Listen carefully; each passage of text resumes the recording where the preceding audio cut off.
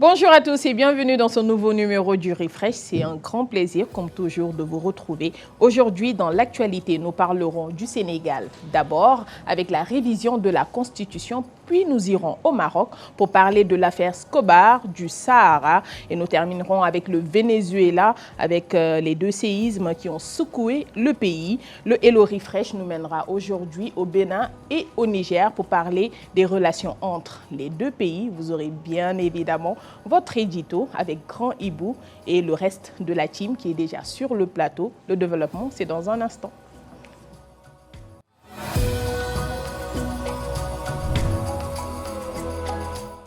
Soyez les bienvenus dans le Refresh. La team, ça va? Super bien, comme d'habitude, dans le Refresh. Yves? Bonjour Amina. Ça va? Ça va super et toi? Tout souriant. Oui, comme d'habitude. C'est bien. La charmante huilée? Bonjour Amina, ça va? Très bien, et toi? Bien, aujourd'hui très fraîche avec ton bleu comme le Refresh. Hein. Oui, quand même. Hein? C'est bien. Et nous avons Mohamed VI qui nous rejoint pour la première partie déjà. Oui, très heureux de retrouver le plateau du Refresh, bien sûr. Tu es d'attaque? Oui, comme d'habitude. C'est bien. Alors, Willy, aujourd'hui, nous commençons avec le Sénégal, avec la révision de la Constitution. Effectivement, Amina, au Sénégal, les députés ont examiné en commission le projet de réforme de la Constitution avant son passage en séance plénière qui est prévu ce lundi. Le texte prévoit notamment la création d'une cour constitutionnelle de 9 membres, mais également le renforcement des pouvoirs du Premier ministre, l'interdiction pour le président de la République de diriger un parti politique, mais également l'élargissement des prérogatives de l'Assemblée nationale.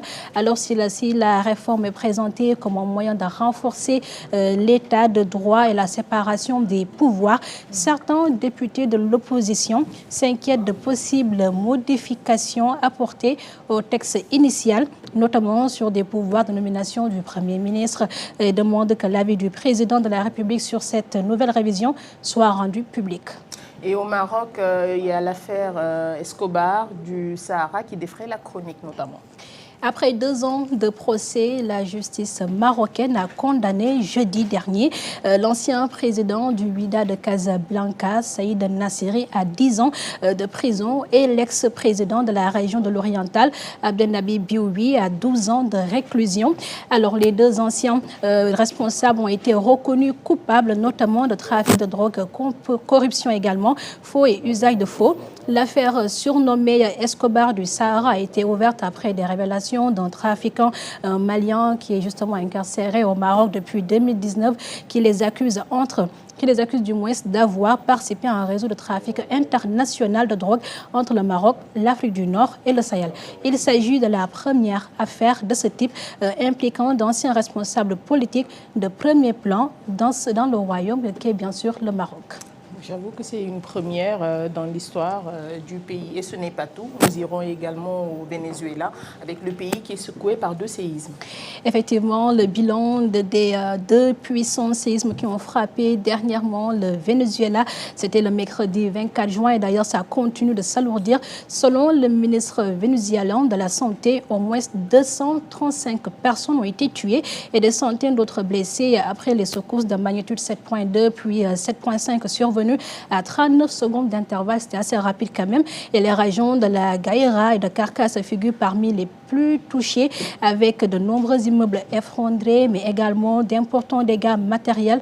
Face à cette ampleur de la catastrophe, l'état d'urgence a été déclenché et plusieurs pays, dont les États-Unis, la France et la République dominicaine, ont annoncé l'envoi d'une aide d'urgence et de secourisme. Et c'est la fin du Refresh Actu. Effectivement, Amina, merci beaucoup.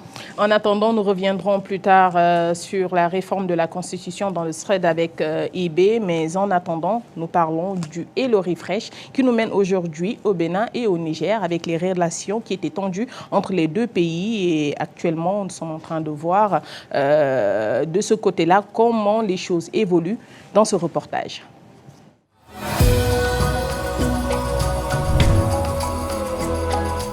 Bonjour Refresh, bonjour Mamadou Diagne. Ici, nous sommes sur le parc SNTN, le plus grand de la ville de Parakou, qui accueille les acteurs du transport entre le Bénin et le Niger, notamment ceux en provenance de Cotonou. Fermée depuis plusieurs années, vous le savez, la frontière entre le Bénin et le Niger a profondément affecté les échanges commerciaux et la circulation des personnes.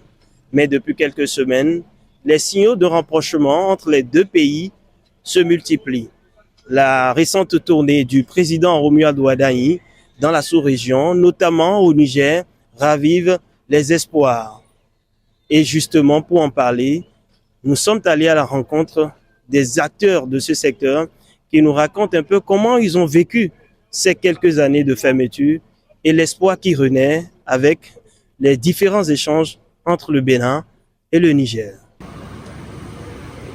Depuis un certain moment, la frontière a été fermée. Ça a tellement joué sur nous, surtout les transporteurs gros camions et même les taxis aussi, puisque l'afflux des populations n'est plus la même. Le transport même s'est arrêté depuis ce moment et rien ne va. Puisque les activités sont coupées. Quand les activités sont coupées, ça veut dire rien ne va. Oui, tout ce temps, nous sommes rentrés en chômage, hein, parce que ça ne va pas. Les camions sont garés. Le chômage était tellement grand que nous ne pourrons même plus parler. Est-ce que vous voyez?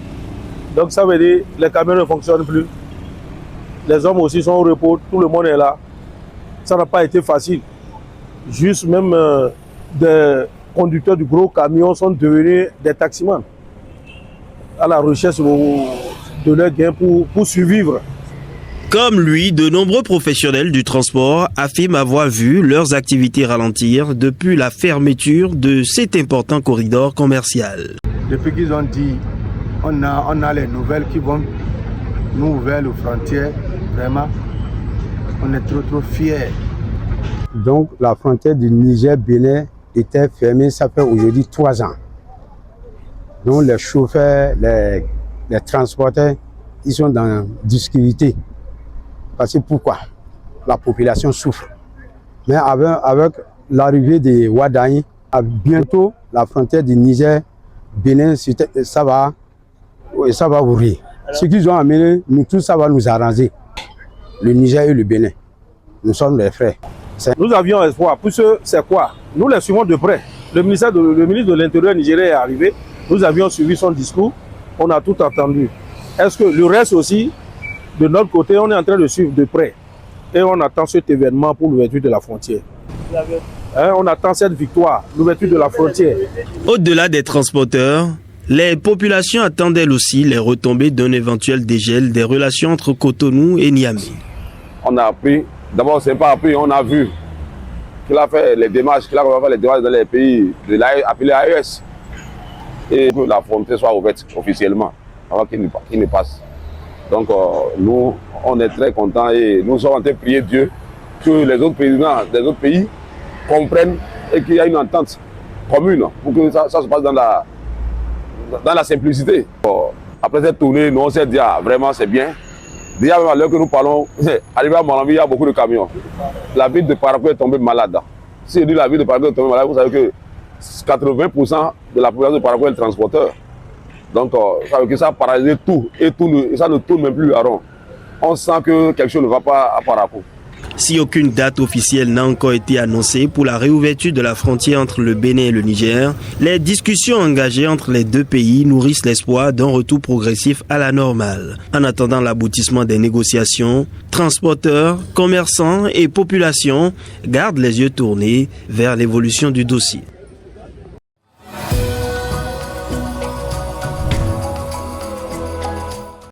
Merci à la régie pour ce reportage. Espérons un retour à la normale entre ces deux pays frères. Nous passons maintenant à l'édito du jour avec Grand Hibou.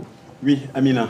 Aujourd'hui, nous parlons des vacances scolaires. Oui, les vacances scolaires, d'habitude au Sénégal, on nous parle de cours de vacances. C'est bien, mais c'est un prolongement de l'école.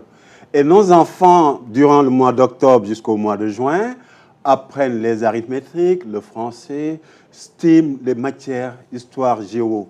Il arrive que le cerveau peut arriver à saturation.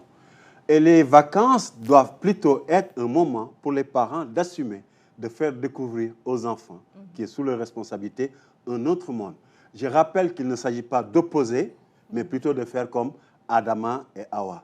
Le A et le B vont ensemble, ils ne s'opposent pas.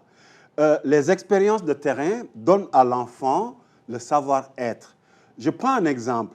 Si vous avez quelqu'un en cours de vacances, quand il va pour 2 mois, il apprend la même chose, ce qu'il avait appris le mois de janvier passé.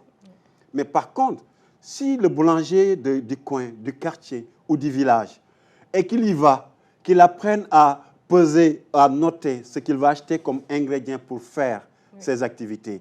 Si la menuiserie bois, l'atelier de menuiserie, de mécanique à côté, et qu'il y aille pour juste faire l'inventaire du matériel existant, le nombre de véhicules qui n'est plus utilisé, à quelle heure arrivent ses employés, à quelle heure ils partent, et la petite monnaie qu'il peut faire.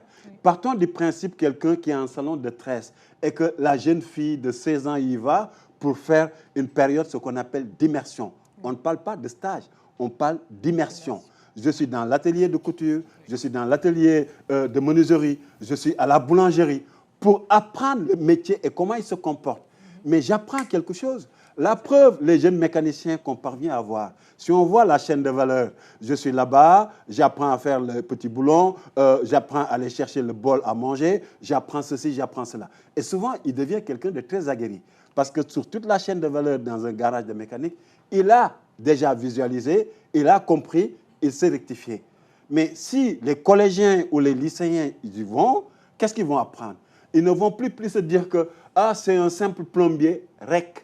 Le REC sénégalais, attention, ça veut dire dans l'absolu quand c'est positif comme le Sénégal REC. Oui. Mais par contre, si on te dit plombier REC, c'est celui qui est un métier sot, qui n'a aucune valeur dans la catégorisation sociale. C'est vrai que pendant les vacances scolaires, le premier réflexe des parents en général, c'est d'amener les enfants directement vers des cours.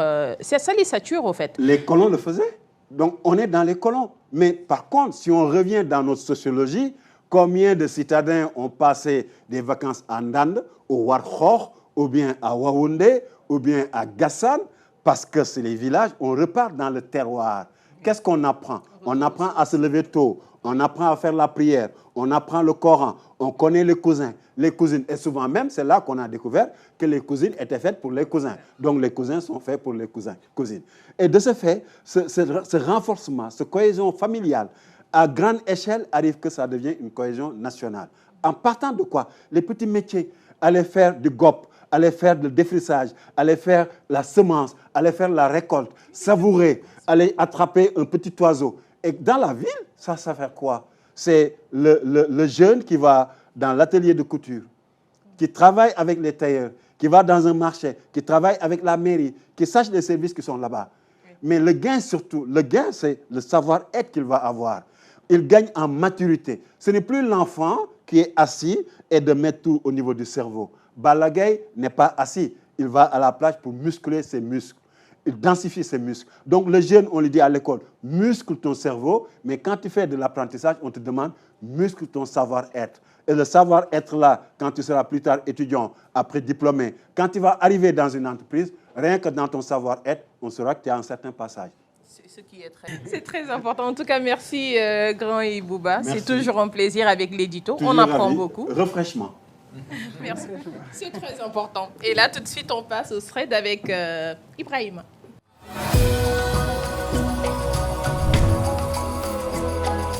Retour sur le plateau du Refresh, mais cette fois-ci pour parler du thread. Et c'est vrai qu'avec Ibrahim, là, tout de suite, nous avons quitté en Ibou pour aller vers un autre Ibrahim. Nous sommes gâtés en Ibrahim sur ce plateau. C'est la dictature d'Ibrahim.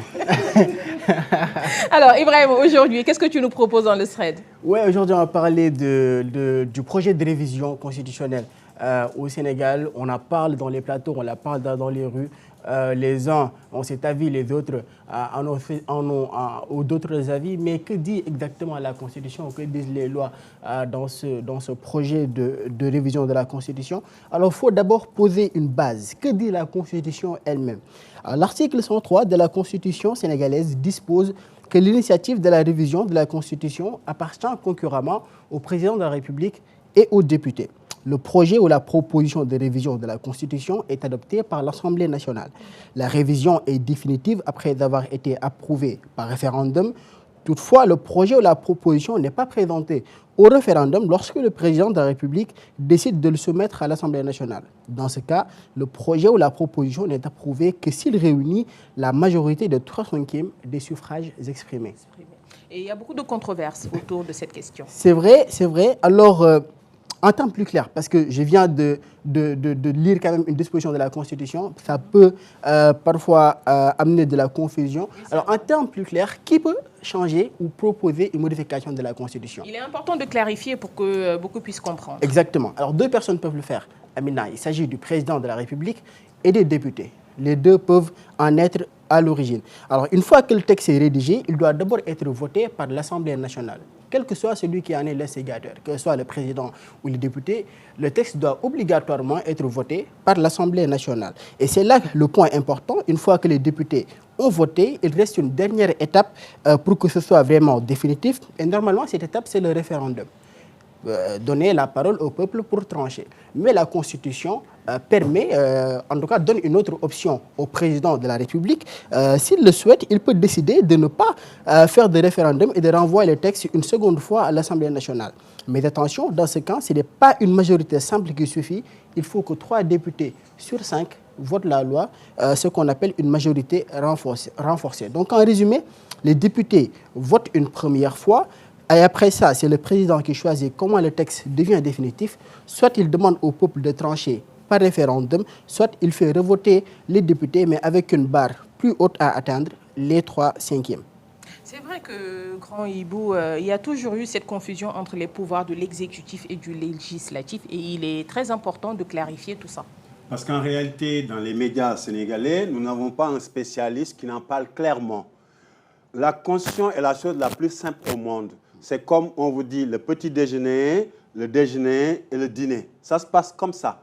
C'est un ordre de priorité. On vous dit que vous votez une loi pour changer la Constitution, les députés peuvent proposer, le président peut proposer. Le président ne peut pas tout de suite aller en référendum. Il ne peut pas tout de suite dire « je change la Constitution ». Il est obligé d'aller vers l'Assemblée. L'Assemblée peut elle-même proposer dans son sein, voilà ce que nous allons modifier. Mais ils ont besoin d'informer le président qui donne son avis. Il ne peut pas rejeter aussi. Il doit lui-même proposer des amendements qui reviennent. Les autres aussi peuvent le rejeter. Ça peut être autant de fois. Mais il y a un délai qui est technique que je ne maîtrise pas. Mais la chose la plus simple, c'est que quand on va en référendum, le président peut aller en référendum. Mais les députés sont déjà là pour le peuple. Si vous devez aller en référendum, mais c'est une perte de temps et d'argent. On n'a pas cet argent-là. On a mis un dispositif pour éviter que ça soit impératif. Mais quand on vous donne deux solutions, le référendum, c'est vraiment parce que c'est pour éviter le côté totalitaire. Mais les députés suffisent largement parce qu'ils représentent le peuple officiellement. Ils sont la voix du peuple. Et parallèlement, Willy, ça serait très intéressant quand même que les journalistes jouent leur partition en véhiculant la bonne information envers le peuple pour plus de clarification. Effectivement, tout en évitant la désinformation, c'est comme ça que l'on peut aider les Sénégalais à mieux comprendre. Et surtout, c'est très important parce qu'Ibrahima parle de l'aspect juridique qui n'est pas compris par le grand nombre des Sénégalais aujourd'hui. On a besoin d'explications beaucoup plus approfondies pour que ça soit beaucoup plus explicite. Mais Grand Hibou, tout à l'heure, on parle de référendum. Je pense que Macky Sall l'avait fait entre 2006 et 2017. Comme ça, on avait voté quand même. Donc moi, je me dis, c'est bien possible. Pourquoi pas donner quand même la parole à cette population qui la revendique depuis un moment déjà, depuis que ce gouvernement est en place. Merci Willy. C'est vrai que le peuple confère ses droits à ceux qui le dirigent, mais n'empêche, il a le droit aussi de savoir toutes les décisions qui sont prises pour lui. En tout cas, c'est très important ce sujet. Ibé, c'était tout? Juste pour préciser qu'on n'est pas face à un blocage, mais en tout cas, vu les avis des uns et des autres, c'est quand même assez compliqué de savoir comment on fait pour s'en sortir. Juste préciser qu'il y a 3 issues qui sont juridiquement possibles dans ce cas de figure, soit le président, concrètement, on parle de Diomaye et de Sonko, quoi. Soit Diomaye, il choisit de renvoyer le texte des députés à l'Assemblée, il devra alors être revoté à la majorité qualifiée, qui sont maintenant les 3/5 au lieu de la majorité juste, majorité simple.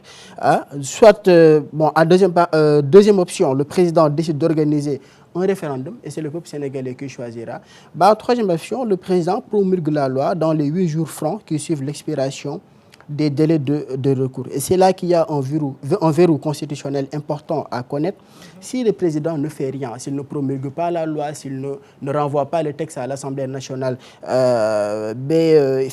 s'il n'organise pas de référendum, la Constitution prévoit que la promulgation est de droit à l'expiration des délais et qu'il y est alors pourvu par le président de l'Assemblée nationale lui-même. Autrement dit, le silence ou le blocage du président n'arrête pas la loi. Passer ce délai, c'est Sonko en tant que président de l'Assemblée nationale qui va promulguer la loi à la place de Diomaye. Ce qui est clair. Explicite. C'est la fin de cette première partie. On se retrouve tout à l'heure dans la seconde partie du Refresh.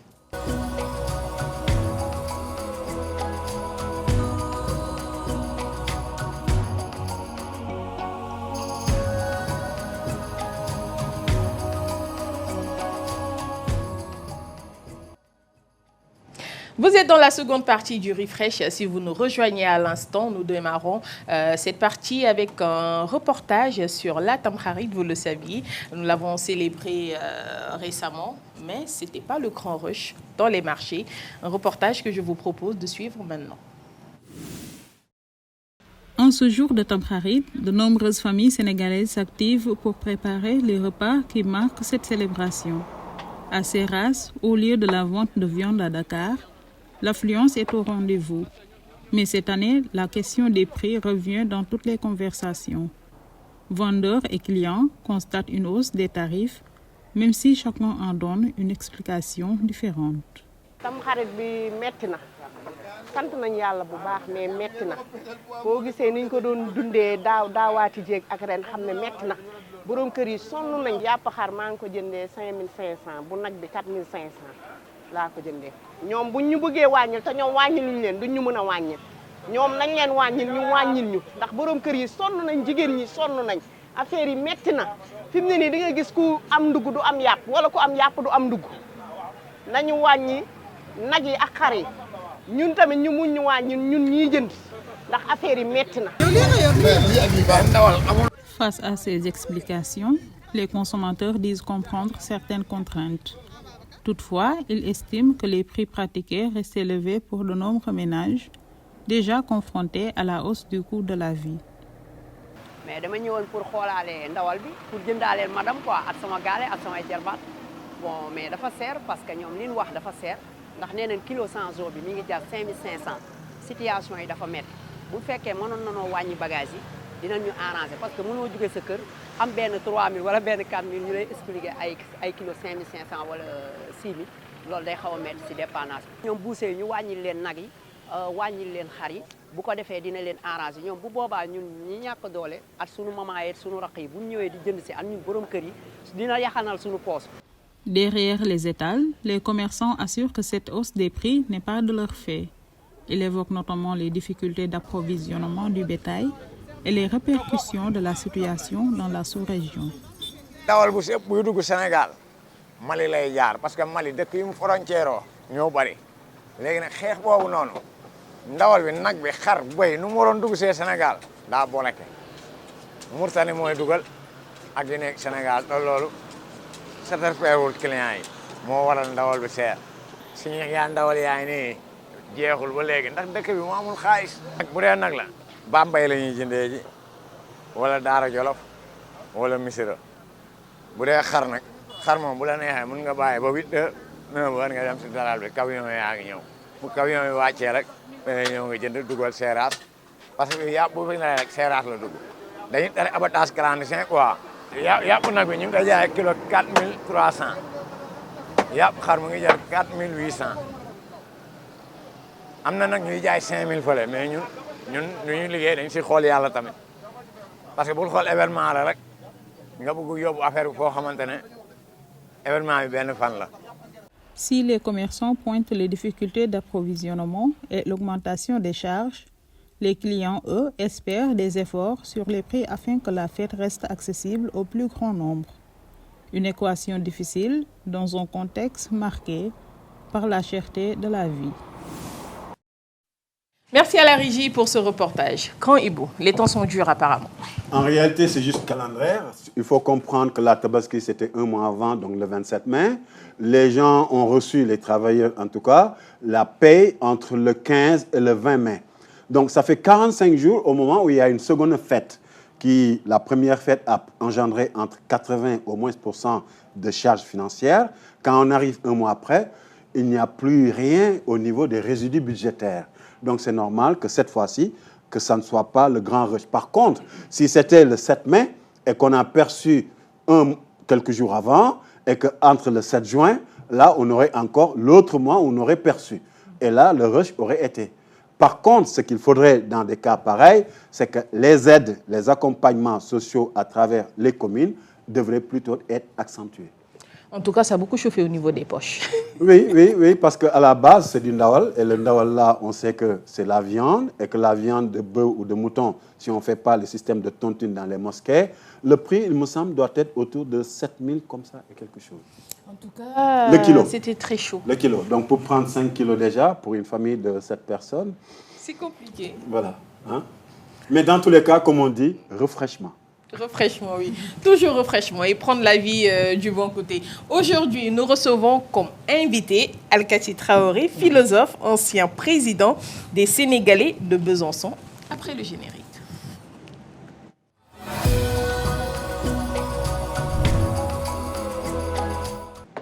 Dans l'invité de ce jour, nous parlons de la situation des étudiants africains en France. Bonjour Alkali. Bonjour. C'est un plaisir de te recevoir. Ah, le plaisir partagé. Alors, d'après votre expérience, parce que vous avez dirigé une association, dites-nous quelles sont les premières difficultés que rencontre un étudiant quand il vient tout fraîchement en France, dans les universités. Ouais, merci beaucoup, merci pour le plateau offert, pour parler de la situation et des conditions des étudiants africains, plus particulièrement sénégalais en France, avec ce retour d'expérience, parce que j'étais président de cette association depuis 2018, 2019, puis 2020, 2021, après 2024, 2025. On m'appelle président dictateur, mais pas pour ça, autre chose. Mais en tout cas, ça fait beaucoup d'expérience et qui aussi me permet, disons, d'être là pour passer un message, pour quand même m'entretenir avec les parents qui nous regardent, qui ont des enfants qu'ils envoient de l'autre côté, parler aussi avec ces jeunes qui vont se préparer pour arriver, mais aussi parler avec nos jeunes sœurs et frères qui sont sur place. Donc, avec cette expérience, je dis que c'est compliqué, c'est pas facile et ça va encore être plus compliqué. Pour l'instant, les seules phrases que je vais dire, c'est quoi?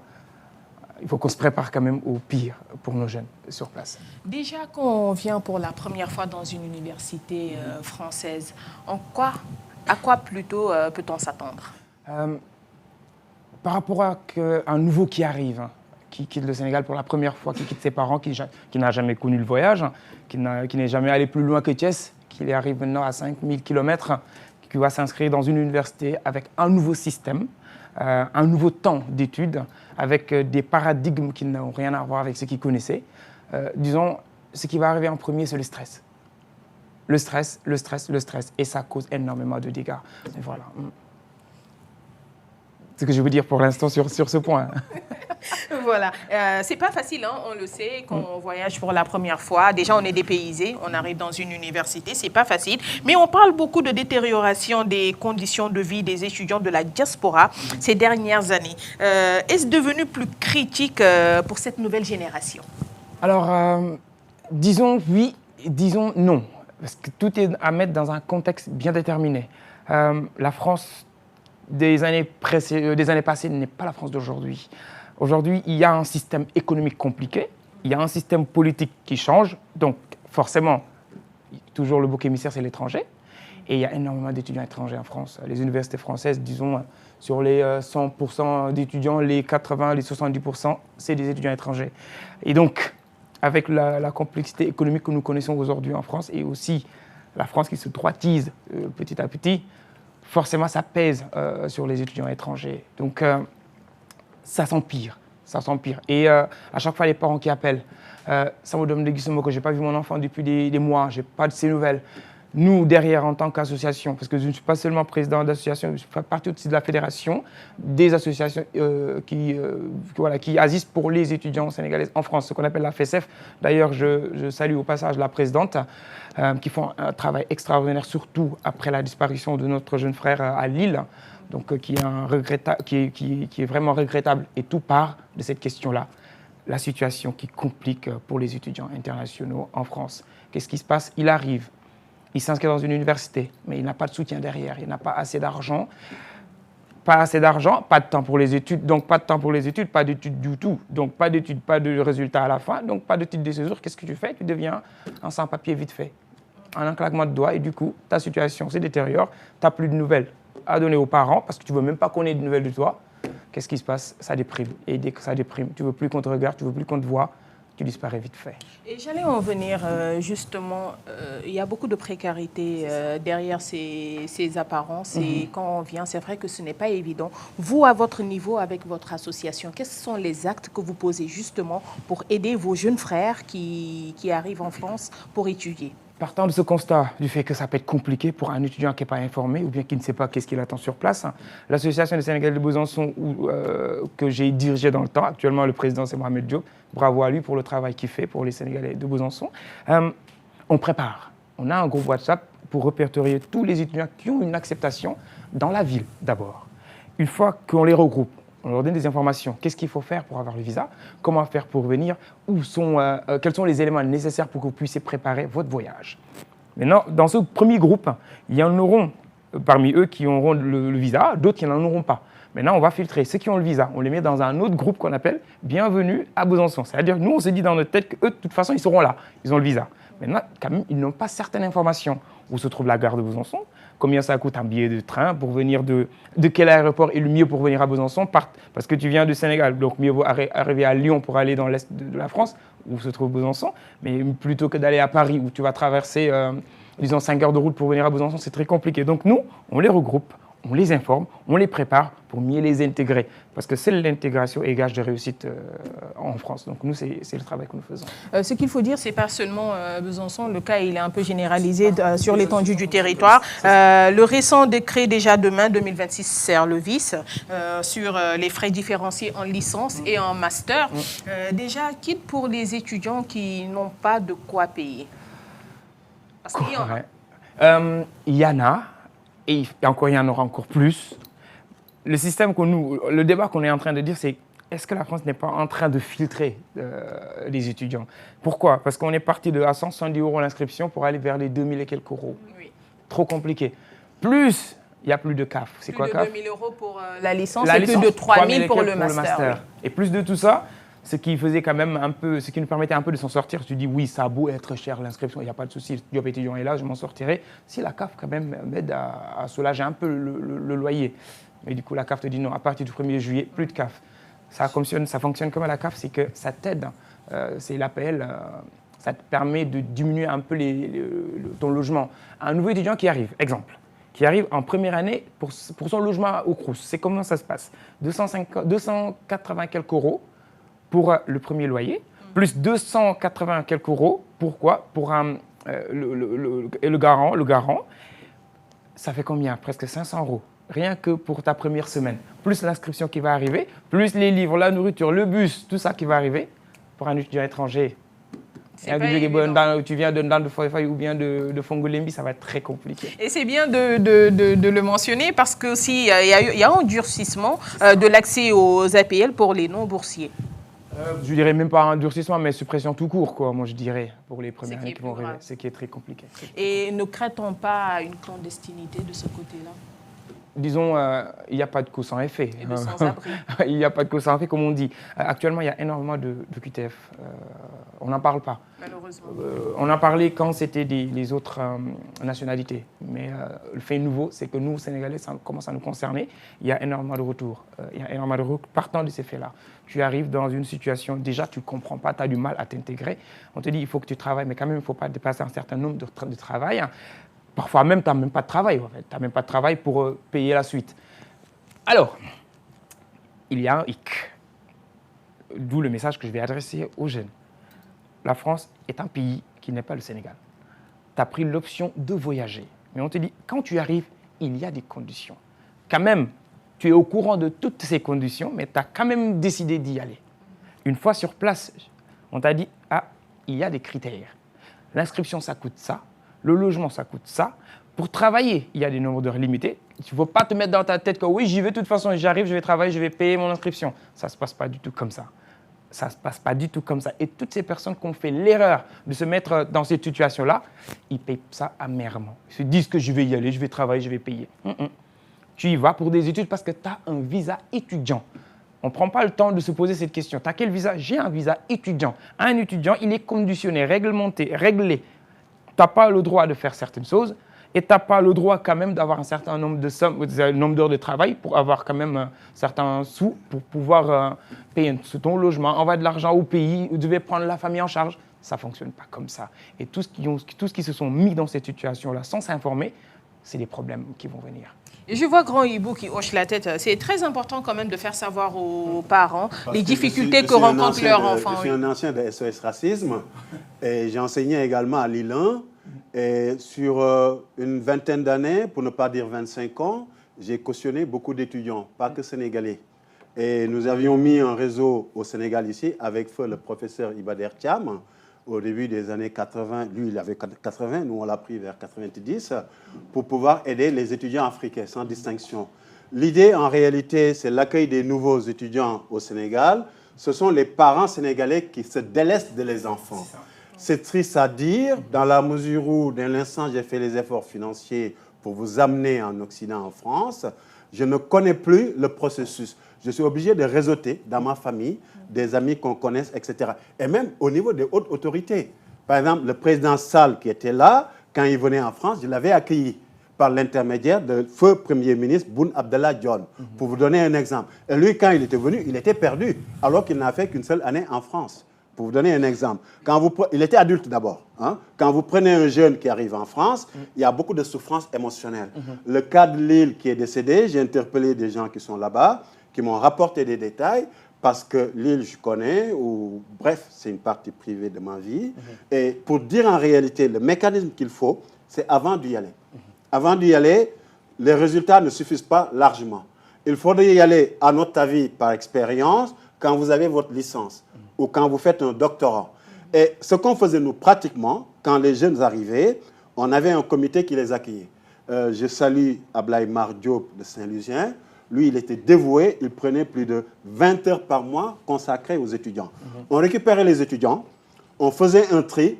Certains, on les amenait en Italie, en Espagne, pour qu'ils puissent avoir des papiers au moment des régularisations. Les autres, on les amenait pour faire le concours, ou en tout cas de postuler pour aller au Canada. Et ce noyau-là a pris le relais pour aider. Donc, il y a eu entre 200 à 800 personnes qui ont été aidées grâce à ces initiatives. Les autres, je ne peux pas les dire parce qu'il y a des services qui vont collecter des infos et pour pouvoir anticiper que les jeunes en bénéficient. Mais SOS Racisme avait beaucoup appuyé dans ce sens-là. Il est important en tout cas de parler de tout ça parce que derrière cette envie d'envoyer son enfant vers l'extérieur pour qu'il étudie, pour qu'il réussisse, il y a toute une réalité que beaucoup ignorent et c'est très bien justement d'en parler. Al-Kati. Merci. Le problème qu'on a eu avec un jeune, surtout partant de cette réalité-là, il était perdu, on ne savait pas où est-ce qu'il était. Ses parents, quand même, ont eu vent que l'enfant est décédé. On nous appelle, on dit, ah, notre enfant est décédé à Paris, mais on ne sait pas où est-ce qu'il est. L'ambassade, les services de l'ambassade, ils prennent en charge les étudiants pour son rapatriement. Ça, c'est quelque chose déjà qu'on salue. Avec la direction. Voilà. Il y avait M. Emile Barou, maintenant il a été remplacé. Ils prennent ça en charge. Or, il faut qu'on puisse savoir où est-ce qu'il est inscrit cet élève, dans quelle université est-ce qu'il est. Est-ce qu'il a son certificat d'inscription? On appelle les parents. Votre enfant, il est inscrit où? On ne sait pas. Tout ce qu'on sait, c'est qu'il est à Paris. Mais il est où à Paris? Il est où à Paris? Il est dans quelle université? Quel cursus est-ce qu'il faisait? Il nous manquait juste cet élément-là pour que ce corps puisse être rapatrié. Mais on n'avait pas. Comme quoi, beaucoup de parents, excusez-moi du terme, sacrifient leur enfant. Absolument. Excusez-moi vraiment du terme, c'est très difficile de le dire comme ça. Parce que nous qui sommes sur place, nous qui dirigeons ces associations, nous voyons la précarité dans laquelle se mettent ces étudiants-là. À cause de qui? À cause de la pression sociale. Je suis là, mais je ne peux plus retourner. il y en a des milliers, quand tu leur donnerais, est-ce que tu peux revenir et on te donnerait de l'argent pour que tu travailles, ils n'allaient pas hésiter. Parce qu'ils sont là-bas, ils dépriment, ils sont là-bas, ils n'ont pas de solution, ils sont là-bas, ils sont coincés, ils sont là-bas et ils n'ont plus envie d'être là-bas. En fait, c'est ça. Et le problème, encore une fois, la pression sociale, la famille, le regard des autres. Après, le regard des autres, c'est important. C'est qui les autres? Moi qui suis là, j'arrive en vacances, je fais le malin, je loue une grosse voiture, je fais voilà, je circule gauche à droite, il a plein. Or, c'est pas du tout la réalité. Nos jeunes qui sont sur TikTok en train de montrer n'importe quoi. Je suis dans les restaurants matin, midi, soir, c'est pas vrai, c'est pas la vie qu'il y a là-bas. Avec la réalité. Et du coup, les jeunes, tu viens leur dire, chef, reste là-bas, il n'y a rien. Et tu dis, mais tu te prends pour qui? Reste là-bas, il n'y a rien. Tu es là, tu as une grosse voiture, tu as fait ta maison et tu me dis qu'il n'y a rien. Ils vont y aller. Le problème, c'est que moi, ce que j'ai aujourd'hui, c'est assez frappé en une seule année. Ça, c'est pas fait en une seule année. J'ai passé mes souffrances. Est-ce que moi, je te souhaite de venir faire ces souffrances-là alors que tu peux avoir mieux ici? À nos parents de savoir où vont leurs enfants et qu'est-ce qu'ils font là-bas. Est-ce que réellement, ils ont besoin d'y aller? La grande question est là. Je fais un appel aux parents. Vos enfants qui partent, c'est comme passer une journée entière dans un cimetière. Et surtout, je ne parle pas un vendredi où tout le monde est là ou samedi, dimanche. Vous partez un lundi matin et vous dites que je suis là à 7h jusqu'à 19h. Vous allez voir personne, vous allez entendre personne. Voilà comment les gens vivent en France, mais ils ne vous le disent pas. Imaginez maintenant quelqu'un qui était au lycée Blaise Diagne ou bien en lycée quelconque ici et qui arrive là-bas, qui n'a pas d'amis, de copains, de rien. Et même quand il marche dans la rue, les gens ont peur de lui. Et lui, il le ressent. Quand il va à la grande surface, il voit beaucoup de monde, mais personne ne lui parle. Voilà ce qu'ils vivent. Donc, le travail est psychologique. Attendez qu'ils aient la licence ou Master 1 avant qu'ils ne partent à l'étranger. Et pour terminer, peut-être un conseil aussi à donner, parce que ça pourrait beaucoup aider. Quand vous êtes un professionnel, un étudiant ou peu importe la casquette que vous portez, dès que vous allez dans un pays étranger, rendez-vous à l'ambassade. C'est la première des choses à faire.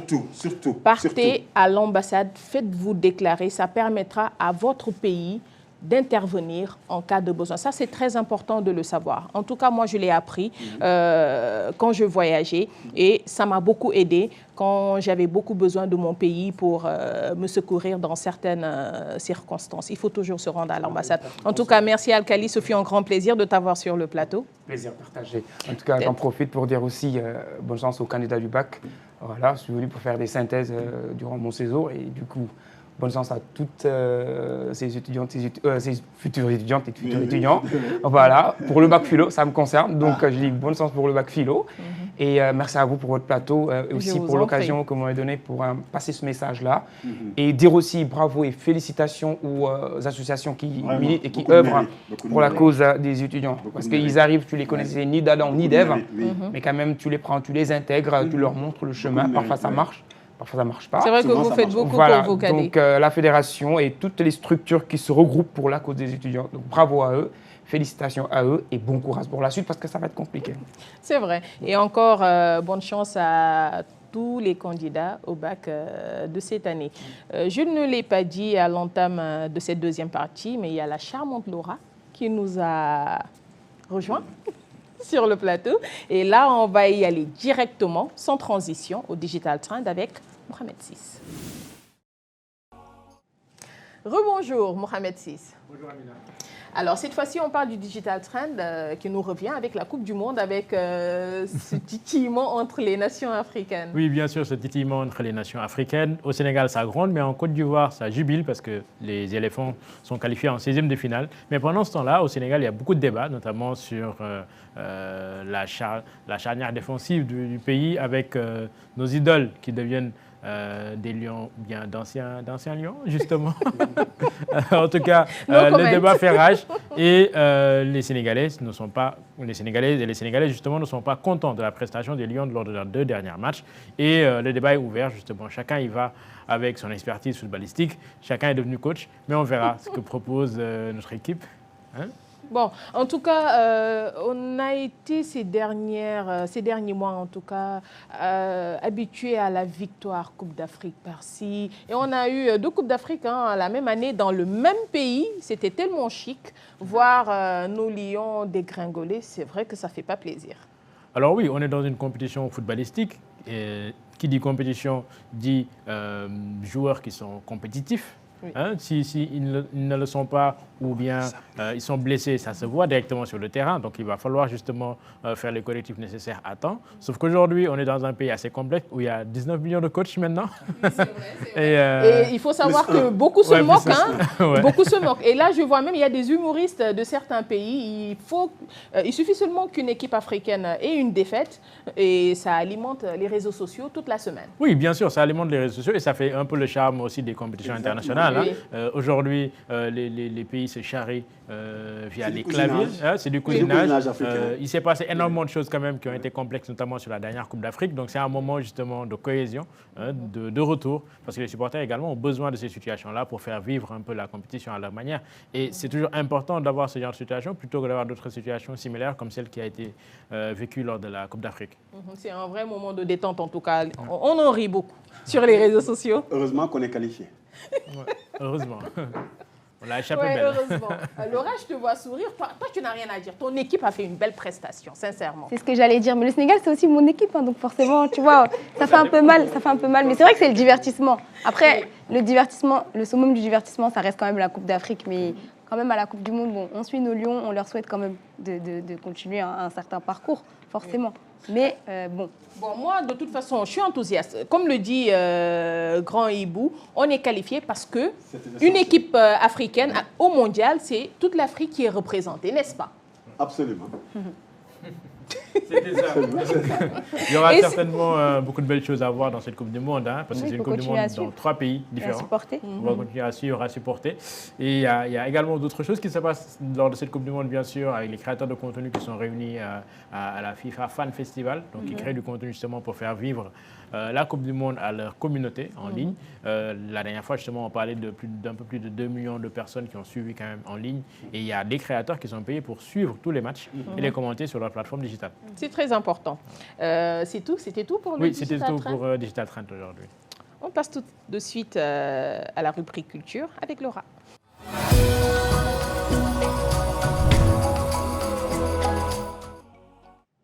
Laura nous parle aujourd'hui d'un sujet très important. Il s'agit de la carrière du géant de la musique sénégalaise, Youssou N'Dour. N'est-ce pas? Effectivement, effectivement. Donc cette semaine, on va parler en fait à l'occasion de la fête de la musique qui vient d'être célébrée il y a quelques jours, le week-end dernier notamment, une exposition en fait dédiée à la vie et à la carrière de Youssou N'Dour qui s'est ouverte à l'aéroport international Blaise Diagne, et ce du 21 donc au 27 juin au terminal de l'aéroport. Et ça a été pour nous un excellent prétexte pour revenir justement sur le parcours du roi du Mbalar avec notre interlocuteur du jour, le journaliste Mohamed Sow, qui est spécialiste de la carrière de l'artiste et notamment auteur de la biographie L'Envol du Rossignol, qui expose entre autres un retour sur son parcours musical depuis 1975. On l'écoute. Youssou a commencé la musique entre guillemets par l'afro-cubain, mais il est né au sein d'une famille Gawlo. Donc déjà, on peut dire que dès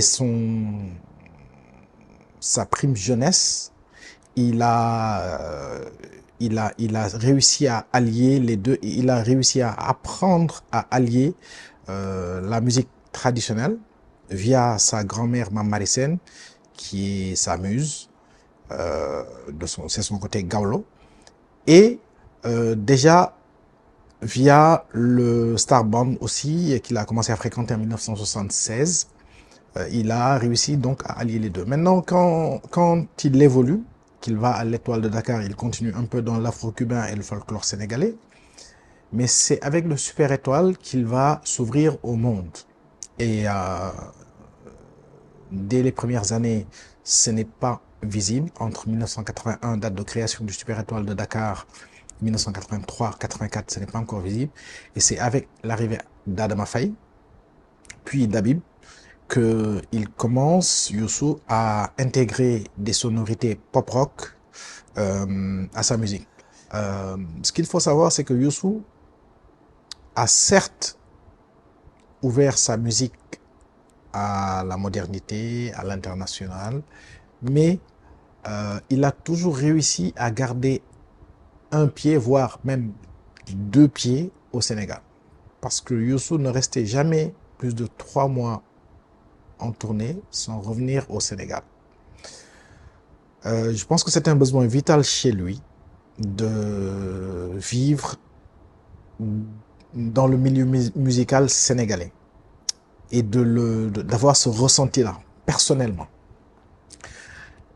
Déjà, par l'acquisition d'une boîte de nuit où il se produisait toutes les semaines, quand il était au Sénégal, ce fait-là lui permettait de rester connecté à son public.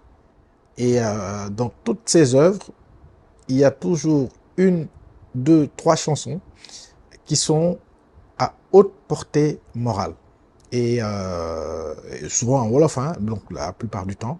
Et c'était un de ses gros points forts, c'est d'avoir toujours su viser juste et toucher le cœur des Sénégalais.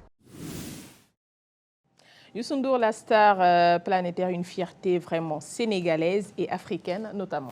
Effectivement, et c'est pour ça que d'ailleurs, c'est une icône qui a été choisie pour être représentée en exposition à l'aéroport. C'est pas commun de trouver une exposition dans un aéroport. Et justement, ce qui peut être intéressant aussi de se questionner, en tout cas, c'est vraiment de se dire, est-ce que l'aéroport finalement n'est pas le premier endroit où quelqu'un qui ne connaît pas le Sénégal arrive? Est-ce que c'est pas l'endroit où on va en profiter pour faire justement la promotion culturelle? Et je pense que c'est un petit peu l'objectif qu'ils se sont donné avec cette exposition. Forcément, si on pense à un artiste, si on pense à la musique, on va chercher Youssou N'Dour en premier. Et puis après, peut-être qu'à chaque prochaine fête de la musique, ils proposeront justement des promotions d'autres artistes. En tout cas, je suppose que toute personne qui atterrit au Sénégal connaît déjà Youssou N'Dour, mais est-ce qu'on connaît vraiment sa carrière? Est-ce qu'on connaît vraiment son parcours? C'est pour ça que voilà, ça a été un petit peu l'idée de célébrer un peu le parcours, une figure majeure quand même de la musique africaine, un ambassadeur de la culture sénégalaise dans le monde. Et du coup, l'idée aussi, c'est pour ça qu'on a utilisé le prétexte de l'exposition pour en parler aujourd'hui, c'est de dire comment les différentes instances comme l'aéroport peuvent contribuer finalement au rayonnement de la destination Sénégal. C'est vraiment ce qui confirme davantage la grandeur de l'homme. En tout cas, l'exposition en question, d'ailleurs, c'est le dernier jour pour aller la voir ce samedi, donc il ne faut pas hésiter. Pour tous ceux qui passeront par l'aéroport, voilà, n'hésitez pas. Et allez jeter un œil et on espère qu'elle sera peut-être reproduite aussi durant le reste de l'année, au-delà de la fête de la musique, pourquoi pas, pour que tout le monde puisse aller découvrir un petit peu certains détails que peut-être des fois on ne connaît pas sur la carrière d'un artiste comme celui-ci, un artiste aussi monumental. Oui, bien sûr. Et ce n'est pas tout pour la rubrique culture. Effectivement, on va passer à l'agenda culturel. Cette semaine, on a 2 dates à vous partager. Donc pas seulement à Dakar, on va commencer avec Rufisque, avec l'exposition Murmures de Rufisque. C'est une exposition de photographie et de design. Donc à travers des images qui racontent les paysages de Rufisque, les plages de Rufisque, les quartiers, les murs, les rues, les lumières, les silences. Et c'est donc ce samedi 27 et dimanche 28 juin, à la Maison des Arts de Rufisque. Donc le vernissage, c'était ce vendredi. L'entrée est libre, évidemment. De toute façon, dans l'agenda culturel, ce que j'ai oublié de préciser chaque semaine, c'est qu'on propose bien sûr que des activités qui sont gratuites, ouvertes à tous. Donc voilà, c'est le cas de cette exposition Murmures de Rufisque que vous allez retrouver ici. Et donc c'est la photographie et le design. Et dans un second temps, on a une autre exposition à partager, enfin plutôt un festival, excusez-moi. On va passer donc de la photographie à la musique. Donc du coup, ça se passe à Gorée ce week-end, donc ce samedi 27 et dimanche 28. C'est la 3e édition du Gorée Island Music Days Festival. Donc ça sera un festival de musique qui se tiendra sur l'île de Gorée. C'est pas commun, c'est pas tout le temps. Et du coup, sur le thème cette année pour cette 3e édition, culture, santé et environnement. Très intéressant. Notre invité pourra s'y rendre peut-être s'il n'a pas de choses à faire. Pour faire des plans à la dernière minute. Pourquoi pas? Ça donne des idées en tout cas. Pourquoi pas? Il faut en profiter. Hein. C'est un agenda qui est très intéressant. Merci Laura. Merci. Un grand merci à vous tous. Merci. Comme d'habitude, c'était le refresh de l'actualité africaine. On se retrouve la semaine prochaine pour un autre refresh de l'actualité africaine. Parfait.